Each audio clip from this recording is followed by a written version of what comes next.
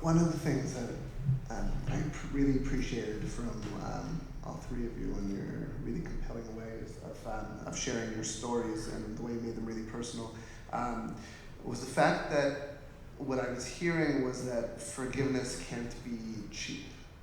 Right? Like, it's not something frivolous, not just something you throw. And I think that's where the peril of it is, and I think that's maybe why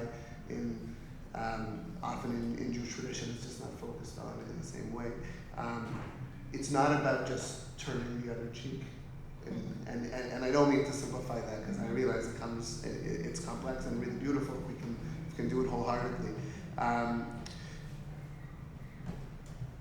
So in each of you speaking about the concept of forgiveness, there was actually pushing back against the simple form or idea of forgiveness, which I thought was so powerful and provocative. Francis, like, I was searching in what you were saying ahead of time, and when you were speaking now, like, where are the examples of actually forgiveness in this?